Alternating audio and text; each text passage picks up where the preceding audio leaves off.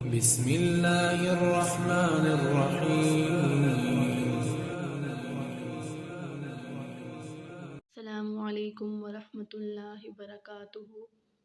امید ہے ناظرین اللہ کے فضل و کرم سے آپ سب خیریت سے ہوں گے۔ جیسا کہ ناظرین ہم نے پیچھے پڑھا تھا متقین کی صفات، اس کے بعد اللہ تعالیٰ نے نہ ماننے والوں کا حال کا ذکر کیا کہ وہ کافر ہیں۔ اس کے بعد اللہ تعالیٰ نے منافقین کی پہچان کروائی، پھر فاسقین کی کہ فاسق لوگ کون سے ہیں۔ پھر اللہ نے بتایا کہ میں نے انسان کو پیدا کیسے کیا، پھر اس کے بعد بنی اسرائیل کا تذکرہ اللہ نے کیا۔ تو اب ہم شروع کرتے ہیں اپنا سبق آج کا۔ وَآمِنُوا اور ایمان لاؤ، بِمَا أَنزَلْتُ جو میں نے نازل کیا، مُصَدِّقًا لِمَا تصدیق کرنے والا ہے، مَعَکُم جو تمہارے پاس ہے، وَلَا تَکُونُوا اور نہ ہو جاؤ، اول کافرین پہلے انکار کرنے والے بھی اس کو، ولا تشتروا اور نہ خریدو، بآیاتی ہماری آیتوں کو، ثمنًا قلیلا تھوڑی سی قیمت، وإیایا اور مجھ ہی سے، فاتقون ڈرتے رہو۔ ایمان لاؤ جو میں نے نازل کیا، تصدیق کرنے والا ہے جو تمہارے پاس ہے، نہ ہو جو پہلے انکار کرنے والے، اور نہ خریدو ہماری آیتوں کو تھوڑی قیمت، اور مجھ ہی سے ڈرو۔ اب یہاں پر اللہ رب العزت فرما رہے ہیں کہ یہ جو قرآن ہے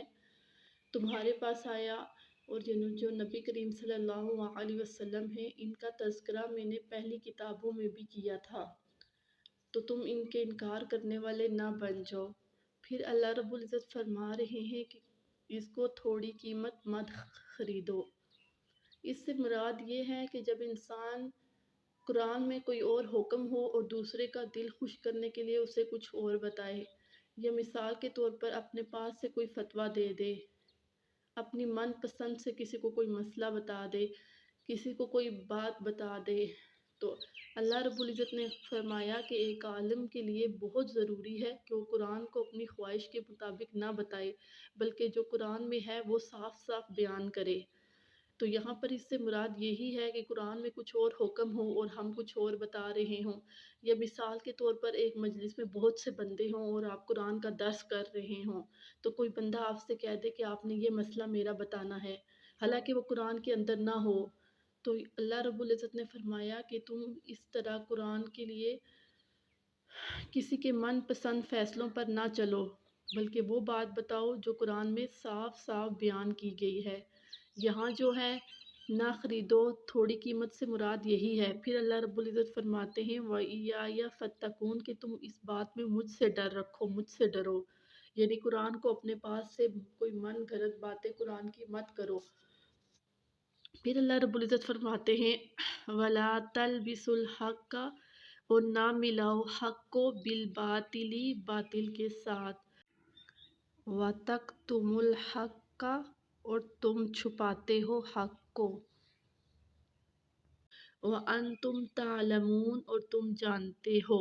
نہ ملاؤ حق کو باطل کے ساتھ اور تم چھپاتے ہو حق کو اور تم اس بات کو جانتے ہو۔ اب یہاں اللہ رب العزت فرماتے ہیں کہ مثال کے طور پر جیسے ایک بندہ ہے تو وہ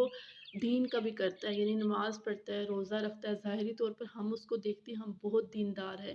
لیکن جب وہ کسی دوسری دنیاوی مجلسوں میں بیٹھتا ہے تو وہ برائی کرنا شروع ہو جاتا ہے، وہ برے کام کرنا شروع ہو جاتا ہے۔ تو اللہ تعالیٰ کہتے ہیں جب تمہیں اللہ نے دین کی سمجھ دے دی، اللہ نے تمہیں حق کے راستے پر چلا دیا، تو تم باطل کے ساتھ اس حق کو مت ملاؤ۔ جب تم جان چکے ہو کہ یہ کام صحیح نہیں ہے، یہ غلط ہے، یا اس طرح تم دوسروں کی غیبت نہ کرو، کوئی دوسروں کے ساتھ مل کے کوئی برائی نہ کرو، کہ اللہ نے تمہیں سارا علم دیا ہے، تو یہاں اس آیت سے مراد یہی ہے کہ تم حق کو باطل کے ساتھ ملا دیتے ہو۔ ایک طرف تو تم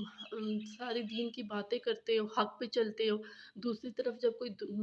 کوئی اور ایسی محفل آ جاتی ہے، کوئی گناہ والا کام ہو جاتا ہے، اس میں بھی تم آگے ہو جاتے ہو، تو یہ تم حق کو باطل کے ساتھ ملا رہے ہو۔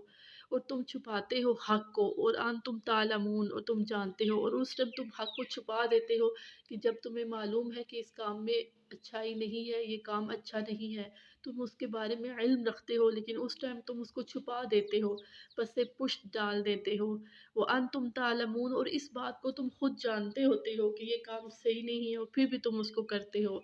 پھر اللہ رب العزت فرماتے ہیں وَأَقِيمُوا الصَّلَاةَ نماز قائم کرو، وَآتُوا الزَّكَاةَ اور زکوٰۃ ادا کرو، وَارْكَعُوا اور رکوع کرو،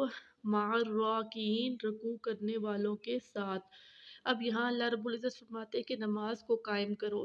اب نماز کو کیسے قائم کرو کہ نماز جو ہے وہ اپنے وقت پر پڑھو۔ نماز آپ کو معلوم ہے کہ کسی صورت میں نماز چھوڑنا جائز نہیں ہے، یہاں تک کہ اگر آپ کھڑے ہو کے نہیں پڑھ سکتے تو بیٹھ کے پڑھو، بیٹھ کے طاقت نہیں تو لیٹ کے پڑھو، لیٹ کے طاقت نہیں اشاروں سے پڑھو، لیکن نماز کسی صورت میں معاف نہیں ہوتی۔ نبی کریم صلی اللہ علیہ وسلم کا ارشاد مبارک ہے کہ جو انسان وقت پر نماز نہیں پڑھتا، یعنی نماز کو قضا کر دیتا ہے اور بعد میں اس کی ادائیگی کرتا ہے، تو وہ 2,88,00,000 دن جہنم میں جلے گا جس نے اپنی نماز وقت پہ نہیں پڑھی، قضا پڑھی ہے، اور قیامت کا ایک دن 1,000 سال کے برابر ہے۔ تو دیکھیں کہ نماز کی کتنی وعید آئی ہے کہ نماز کسی صورت میں چھوڑنی نہیں ہے، اور مردوں کے لیے ہے کہ وہ نماز کو جماعت کے ساتھ پڑھیں۔ نبی کریم صلی اللہ علیہ وسلم کے پاس ایک نابینا صحابی آئے اور انہوں نے کہا کہ میں مسجد میں نہیں آ سکتا کیونکہ مجھے نظر نہیں آتا، تو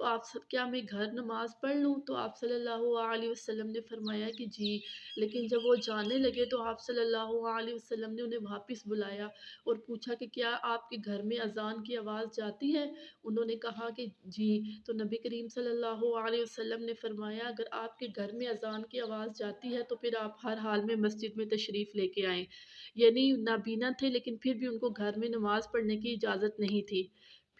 پھر اللہ تعالیٰ نے فرمایا کہ وَارْكَعُوا رکوع کرو مع الراکعین رکوع کرنے والوں کے ساتھ۔ اس کا مطلب یہی ہے کہ مرد گھر نماز نہیں پڑھ سکتے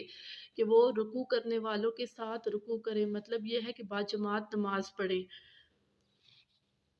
اسی کے ساتھ ناظرین ہم اپنا درس ختم کرتے ہیں، آئندہ درس میں پھر ملیں گے۔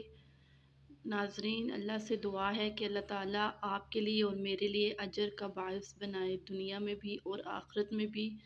اور اس کو آگے پہنچانے والا بنائے، کیونکہ نبی کریم صلی اللہ علیہ وسلم کا ارشاد مبارک ہے